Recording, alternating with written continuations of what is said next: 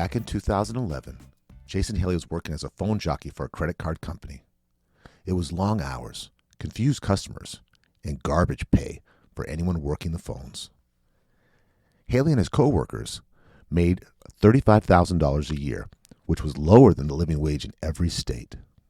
To add insult to injury, Haley's company was located in Seattle, where the cost of living is 50% higher than the national average. For Haley, it wasn't enough that ends didn't meet. The ends never saw each other cross the wage gulf.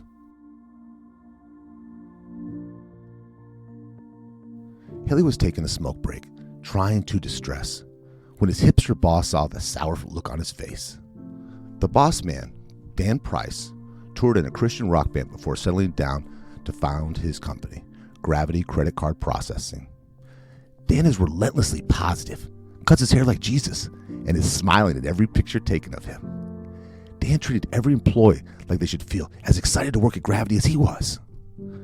"Seems like something's bothering you," Dan said to Haley, who was finishing his cigarette. "What's on your mind?" Haley didn't miss a beat. "You're ripping me off," he told the boss. Dan Price smiled, took a slow breath, and explained that the employee compensation was based on market rates, which meant paying the phone jockeys like Haley just enough to stay competitive. Paying employees more would be irresponsible as a company, and the shareholders would get concerned. Haley wasn't having it, especially since it's the wage workers who end up bearing the brunt of all that corporate responsibility. "I know your intentions are bad," Haley told his boss. "You brag about how financially disciplined you are, but that just translates to me not making enough money to lead a decent life." This left Dan Price, the CEO of Gravity, with a pretty big decision. Shrug it off and replace the outspoken employee, or restructure his entire company, risk millions of dollars, and scare the hell out of the shareholders so his grunts on the phone could earn a living wage. If you're thinking Dan chose the latter choice, there's a reason we're talking about Dan's company today.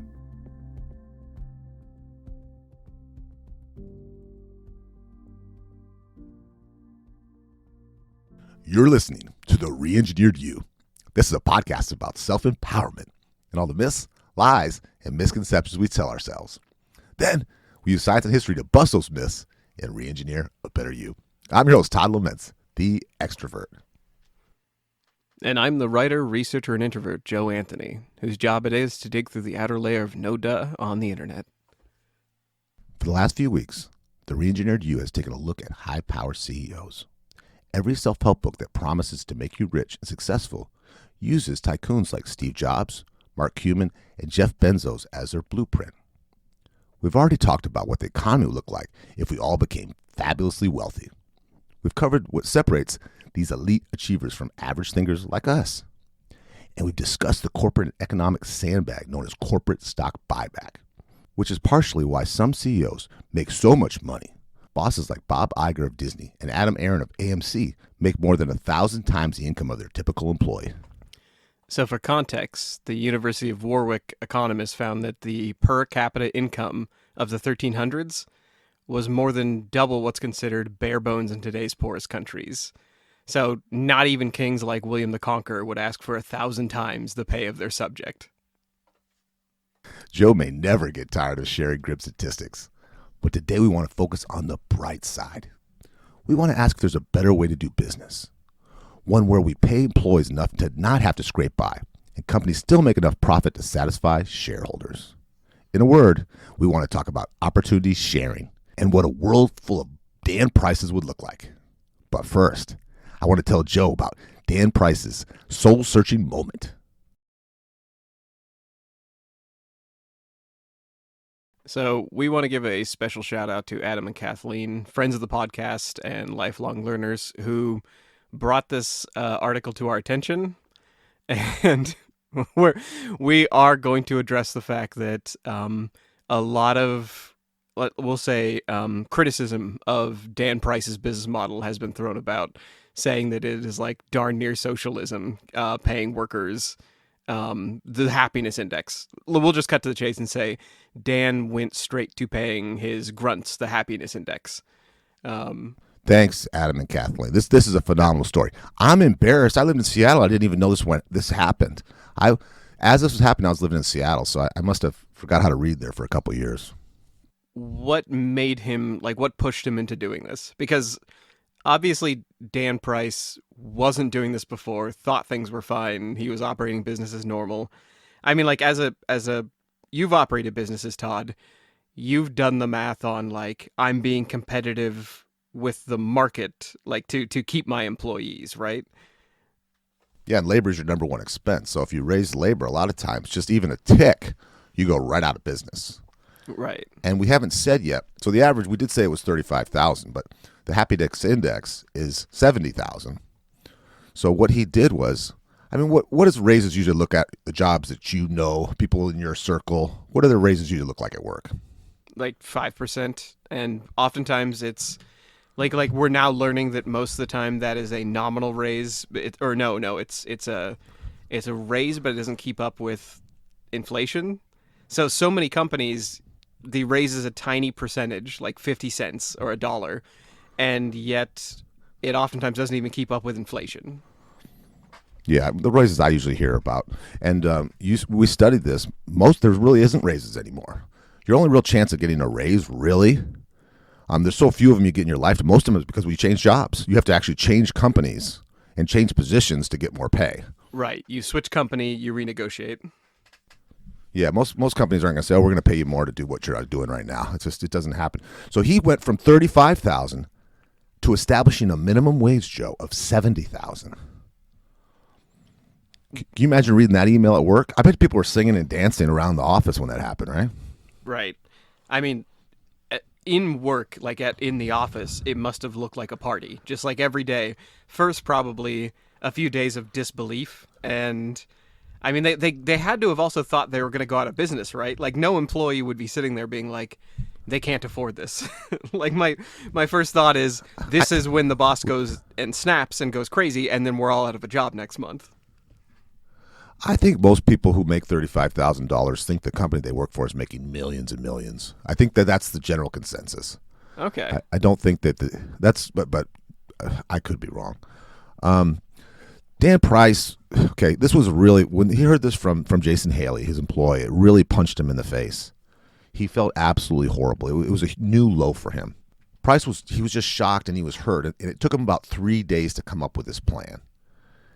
And he decided that he was going to bite off and cut his own salary, Joe, from 1.1 million down to 70,000. So he was going to be making as much as everybody else. It's like these big corporations are looking for bailouts and say the CEO will work for $1, you know. Do you think that he was doing that? Like, you think like he went down to their pay, but was also doing stock buybacks and making all of his money back in stocks or something? I think it's safe to say that, yeah. After what we've studied, what we've heard in our last few episodes, Yeah. There were a lot of fringe benefits. So he probably doesn't even need 70,000 to get by. But the fact is he did. A lot of the companies didn't do it. Now, I want to give you a little background on him. He grew up in Napa, Idaho, very conservative, a Christian. And so very young, he started to learn how to play the bass guitar. And he joined a Christian rock band. And they toured. And then when he got out of that, he saw a hole. He was working in the restaurant business, and he saw that in the bar business especially, that coffee shops and bars were being ripped off by credit card companies. So he says, I'm going to get in, and I'm going to charge more reasonable fees, and I'm going to get all these customers. So he was already in the kind of bargain business to start with. So he didn't have as much margins as these more successful, more established companies. Okay. But that kind of shows that his mentality, even to start his business, was, you guys are getting ripped off. Like, it's seeing where people are being treated unequally for a service. So, I mean, it kind of shows his mentality Absolutely. to start with this kind of fairness. His core value. So when this happened, the world exploded. Rush Limbaugh was on TV saying on the radio saying that he's a socialist and this will never work and explaining why it won't. Fox News was digging into him. But the social media blew up. He had over 500 million interactions on social media. Dang. And then he started getting flooded with resumes. Guess how many resumes he got in the first week? Oh my God. I'm guessing thousands. I mean, like, if any job. 4,500. Oh my God. Yeah, so for a job that nobody wants to do, it's a telemarketing job is what it is. Right. It's a job nobody wants to do. They rarely get one resume a day, and now they're getting 4,500 in a week. So now he also had this wasn't all taken with love. I talk about Fox, we talk about Rush Limbaugh. His brother, wanted out. His brother Lucas he went after him and sued him when this started to happen. Like, what the hell are you doing with our company? Do you think his brother had a point? Like, we won't get into yet what the outcome of that was, but I mean, if you were a 50-50 partner with somebody, you started business with them, and then suddenly they started paying the employees more than anyone's ever heard of. I mean, like, the shareholders and his partners must have been losing their damn minds, right? Well, and I have multiple I have a small business now. I have a small construction company, and I have a 50-50 partner right now. And you're my 50-50 partner on this podcast. And so for both of my businesses, sometimes I scratch my head with you even and say, I don't know if this is a good idea, Joe. Right. And so and that's nothing as dramatic as this. Right. So yeah, I would be seriously concerned. And on paper, it just doesn't work. I'm like, have you lost your mind?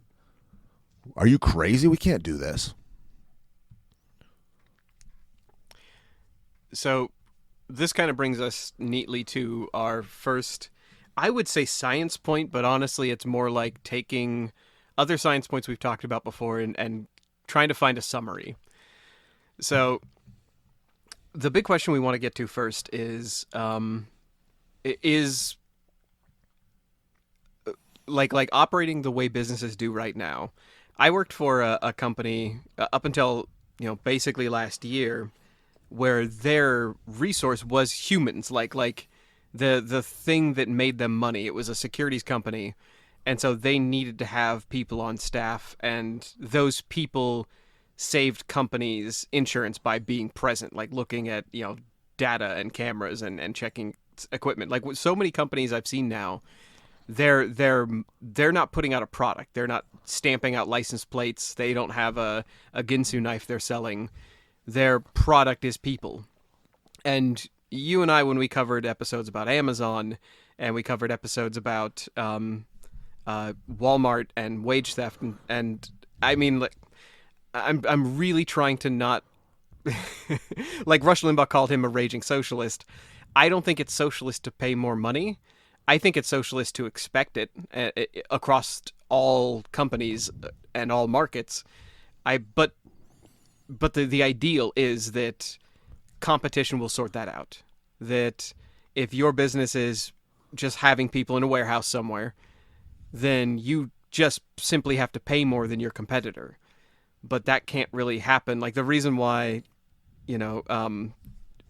productivity in America goes up while wage stays the same is because if all businesses quietly just don't pay more than their neighbor, then you can do that indefinitely until there are wage strikes like there are now.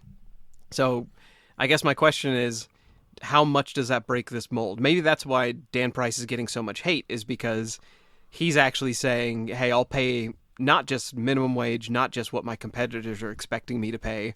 I will not just go along with what makes me look good in the eyes of other companies, but he's raising it to a degree where, I mean, it's unreasonable to expect another company to do that. Well, and I've been in 30 years in the workforce, and a manager's been in front of my title for almost that whole time, whether it's two people I'm managing or more than that. I have always told this, and I've preached this, is that you can't pay people more to do. If you pay people more, they're not going to do more. Right. You're just paying them more. I totally believe that. I think you can't pay someone to be a good employee. This kind of blows up that theory, because all these people started producing way more than they were. And I know morale is important, but I didn't realize that they would have this boom in business. Right. We had a couple of episodes about workplace stress, and in one of our speeches we released, It talked about how burnout and stress and the grind of it accounted for almost a third of all turnover. So like, and not just turnover, but like work efficiency too. So I get that efficiency comes with it. I guess my real question is, I was I hate to say it, but I was on a kind of a libertarian leaning website or forum that was arguing about Dan Price. That like they were arguing back and forth. So it's not like this wasn't a liberal versus conservative argument. This was a conservative versus conservative argument. And somebody was like, well, Dan Price is just doing this as a stunt. And then the response was, and they said, other companies can't do this because if everybody tries to pay their workers more, they will go out of business, and that is anti-capitalist. And then somebody else responded, no, that's the soul of capitalism, is you can pay more and you operate a business with better margins so you can afford to pay more. That is what a capitalist system should do. You attract the best labor by doing that. So There was this reminds me of what you're talking about, Joe. I heard this years ago. It was a school, a high school in New York, where they decided to pay all the school teachers $120,000, and by doing that, they got the best of the best teachers. The ones was all the teachers that said, I can't work for $50, $60, $30,000. You pay me fair and I'll do that. And what they found was they had just superstar, the best teachers in the world. But then they also found that some people didn't want to work that hard, the amount of work and to compete with those other teachers because it's a competitive place.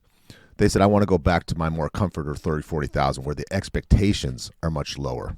right. So I wonder if the expectations of, hey, we're paying you all this, and then your fear of losing, let's face it, the best job that any of these people have had by far. Right. I wonder if that is part of it too, Just a theory.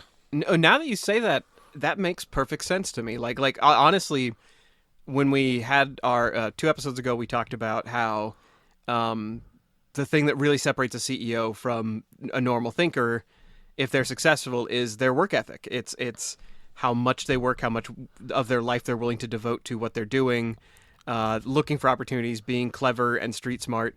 That might extend to just labor in general, that if you pay somebody such a vast amount, maybe that's why Dan Price got so much for his dollar out of this. When he started paying $70,000 to these phone jockeys, maybe he instilled in them also the expectation that you're going to have to give me the most efficiency of anybody doing your job. Like maybe your teacher theory is actually pretty accurate. Just talking about CEOs that thought Dan Price was crazy, like that bashed on him or told him that, this is stupid.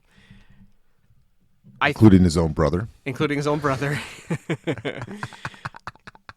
It matters what different people think, right? Yeah, right. Different people's opinions, your opinions of your own family, ones you're in cahoots with in business, who you share a checking account with, you share all this debt with. Right. I think it's interesting. I tiptoe around Joe. I wouldn't be so nice to Joe if I wasn't partners with him. Trust me. Nobody should be nice to me. Put up with everybody should be. Put up with your shit. Yeah. You're so hardworking. That's why I put up with your shit. That's how I get away with it with everybody. Is they just see that I don't stop. But no, I think that when you look at the CEOs who refuse to pay more, who won't adjust, that might be it. It might be kind of like the Easterlin paradox, where these people who see somebody.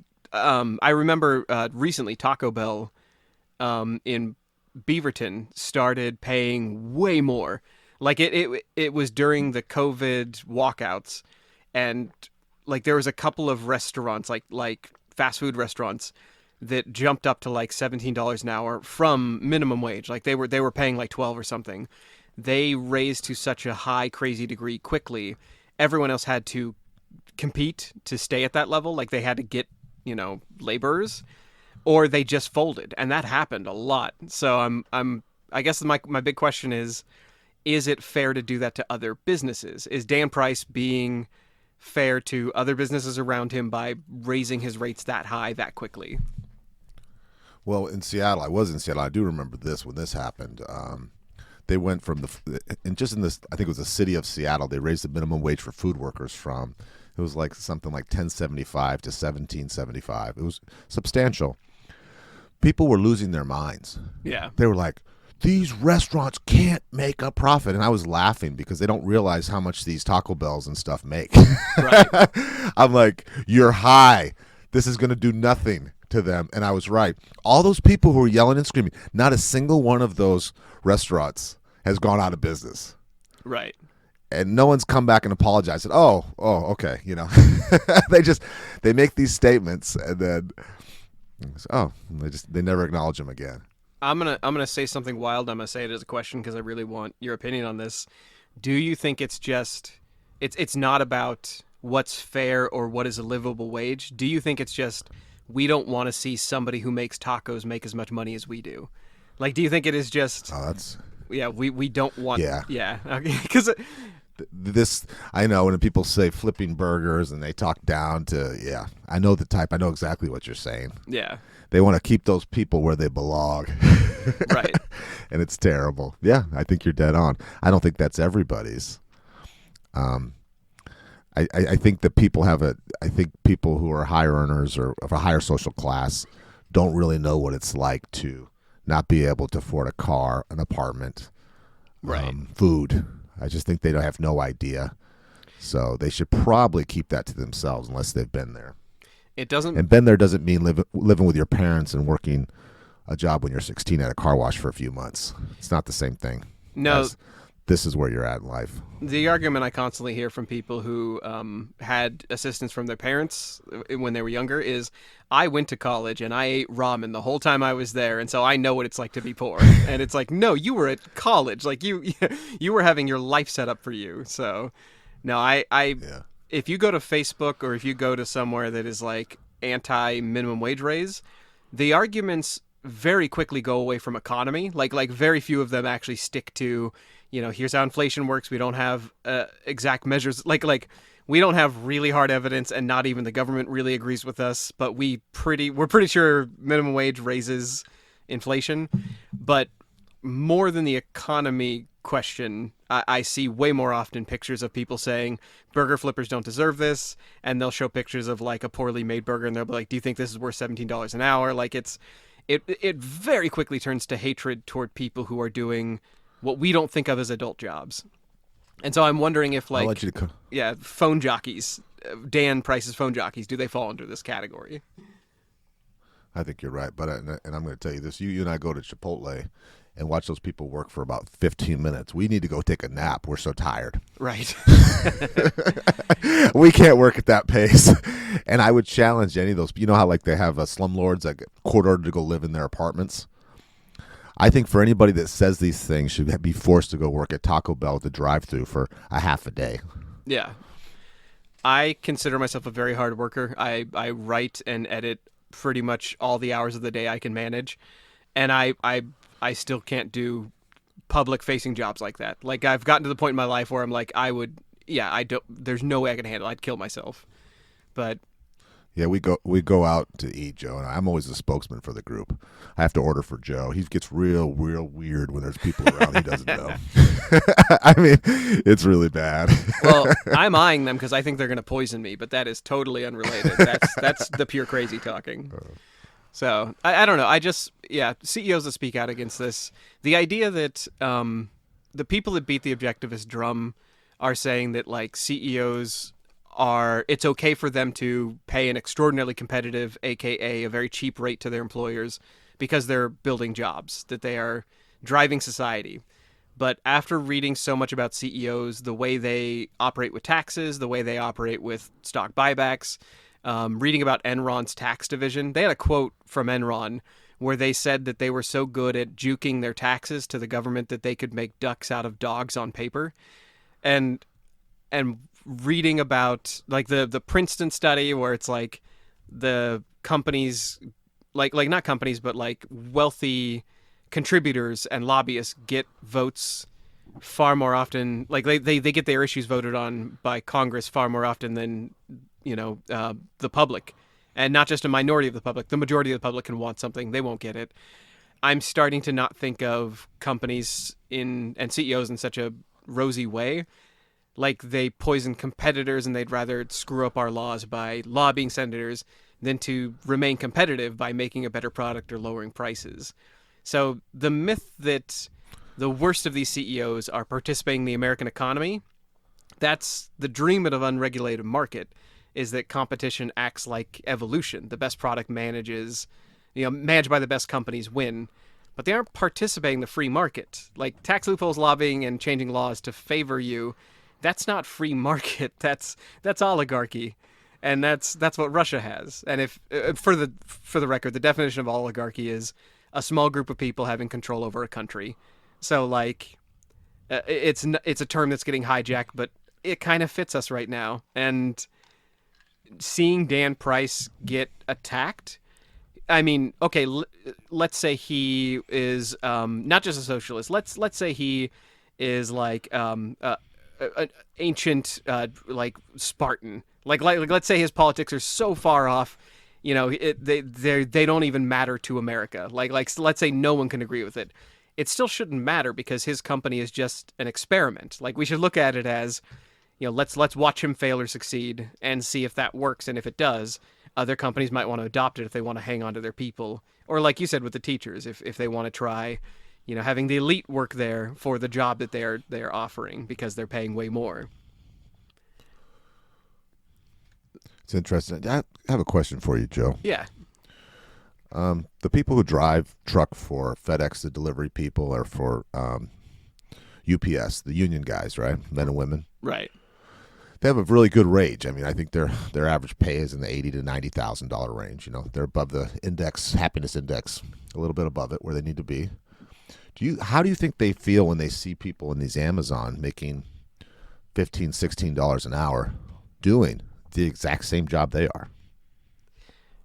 I am guessing that they are, I mean, like judgmental maybe, but like also if you see somebody doing the exact same job you're doing and they're being paid a fraction of what you get, the first thing I would think of is like somebody's got to go talk to them about forming a union.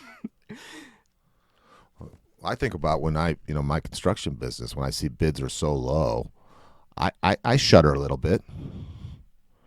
And I think, oh, am I going to have to make that someday? Our time's changing.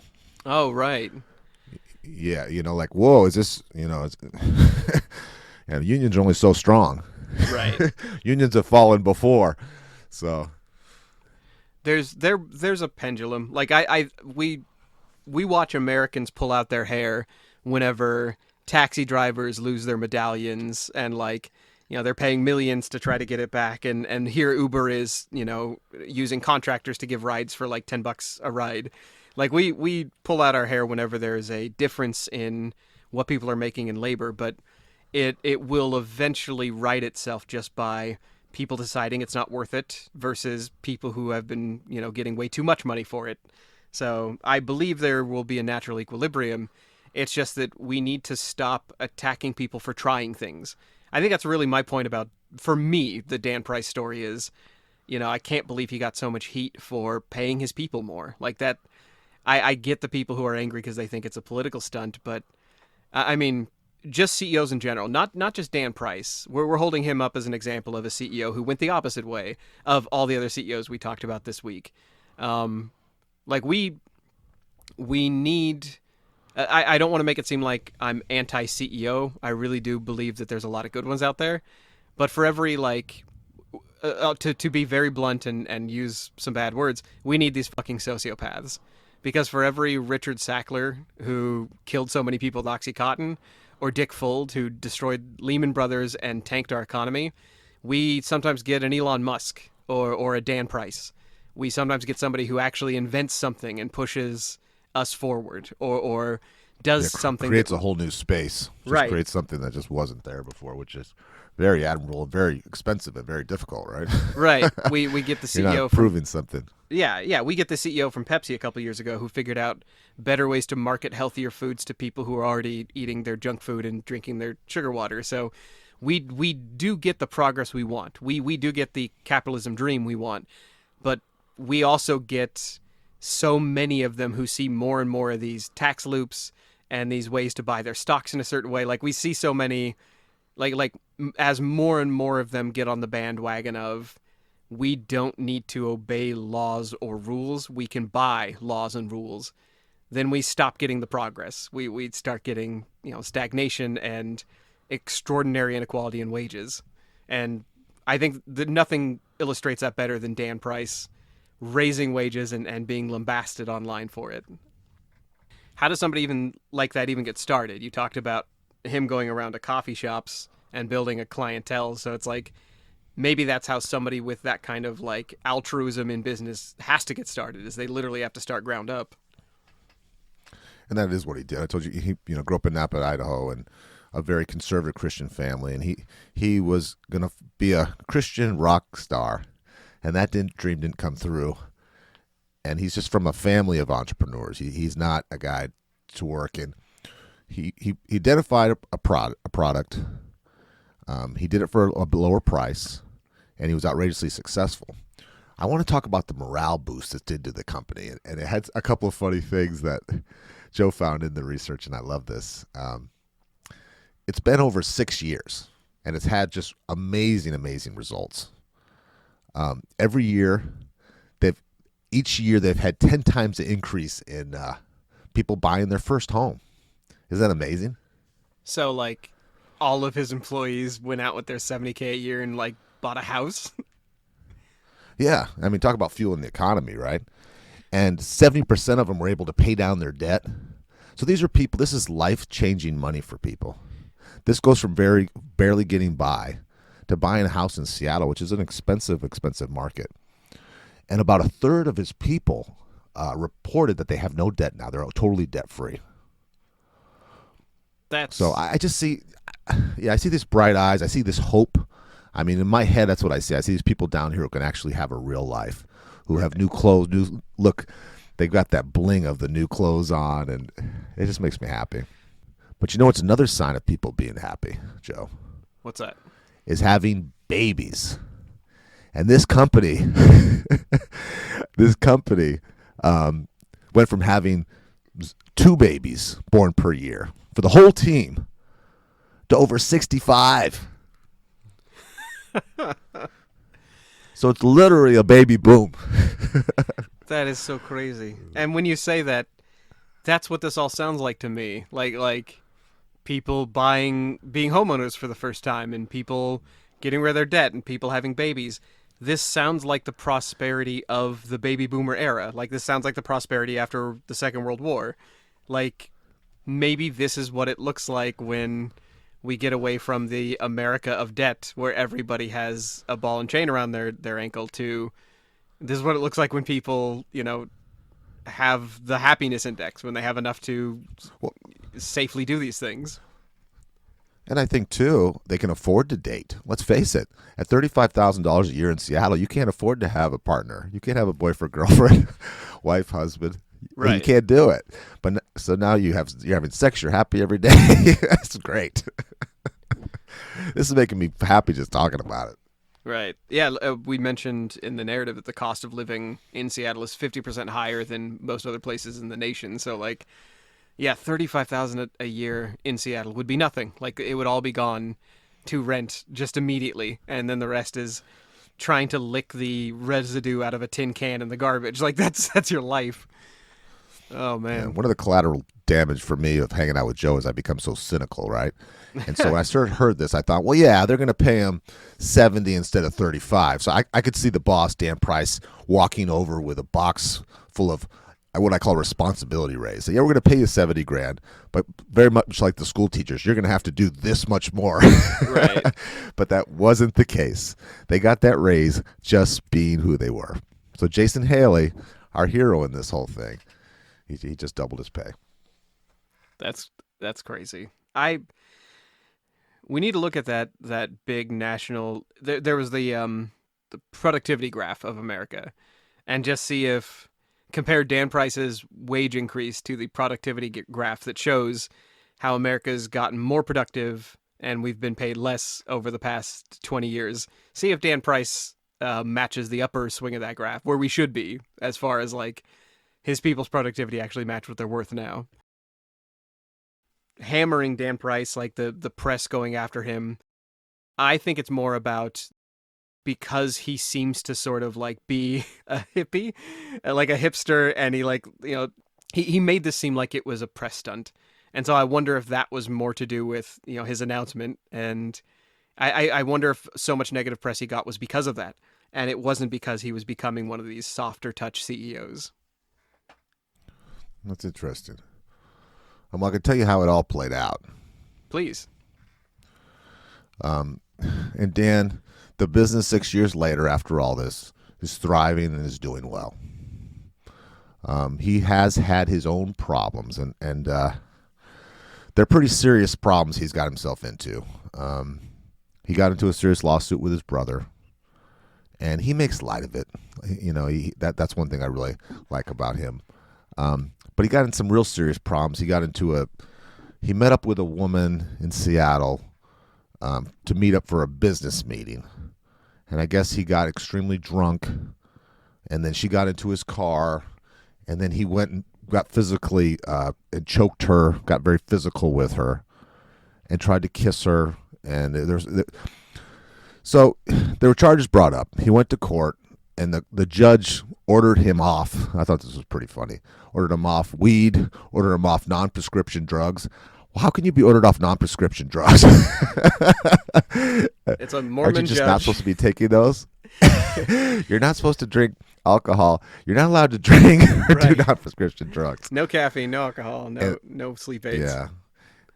And then it turned out that there was some other, there wasn't any civil charges, but there were flyers put out around his business asking everyone, and he lives in the Ballard area, the business in Ballard, which is a kind of a trendy area of a richer area of Seattle. And every business and every house had a flyer on saying, "Have you been attacked by Dan Price? Has he threatened to hurt you?" So that's pretty serious. Okay. I do wonder though. Okay, so when you get into a suit with somebody, you're not supposed to slander them during the suit because that will invalidate your case, right? Right. But I think when you do that, it means it did really happen to me, right? You don't care about the money. You just want it to stop. That's what I always think. Yeah, that's what I was just thinking is if they're willing to go to that extreme to where they're putting up flyers about him, they must not think they're going to win the case. Like they must, yeah. I don't know. I don't know if it invalidates his business model. Like his business model to me already proved itself. Like we're here in 2022. Gravity still exists. They still are, setting records. So I don't think this invalidates the business. I think it certainly shows that, I mean, like we said, CEOs at some point, like their appetite leads to this. Like every CEO we've talked about in this series has had some scandal or something that has come from them being greedy in some way. Some sexually harassed hush money is always involved. Right. But to conclude, the big one for Dan, the other big one is his relationship with his brother. Dan says he's tried to buy his brother out. He's offered him $4 to $5 million. And they have been in an ongoing litigation over the way the businesses ran. And Dan's been accused of doing certain things. And when they asked Dan about it, he's still grateful. He's still upbeat. And this is how he talks about his brother. This I really liked. He said, "We're just in such a great place with this company. And my brother Lucas helped me get me here.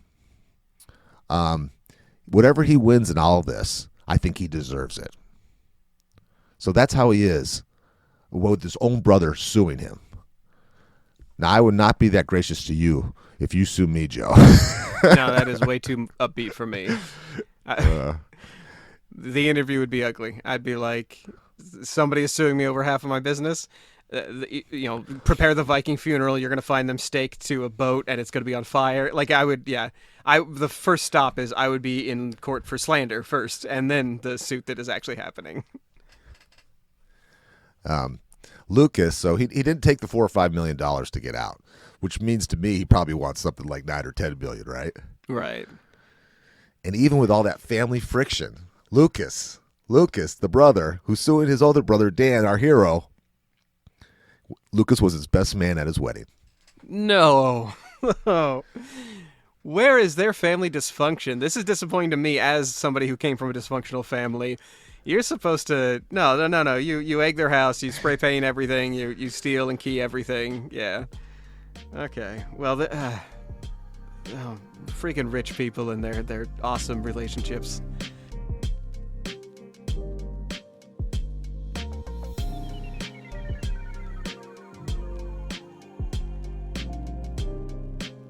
If you're pro-capitalism, you might argue that CEOs making 1,000 times the amount of their employees is fair with their irreplaceable CEO skills. You might argue tying healthcare to full-time jobs is good for the economy because if you don't work, you literally die. But if you have to keep breathing and you work under a CEO who makes more than a medieval king and your job comes with a non-compete clause, your life starts to look suspiciously like feudalism. Oh, and if you're wondering which political party these kings of America lean, you might be pleased to know 58% of all CEOs are Republican, while 24% are neutral, according to Harvard Law. As automation, robots, and AI become bigger drivers in the workforce, companies rely less on human labor. In a utopian future, we might all receive 40 acres and a robot to farm for us, freeing us to master the violin or write the great American novel. Until then, we must rely on CEOs and their lobbyists to set fair policy, since Congress sides with wealthy interests more often than public demand. According to a Princeton study that showed, quote, the preferences of the average American appear to have only a minuscule, near zero, statistically non-significant impact upon public policy, whereas companies generally get their way.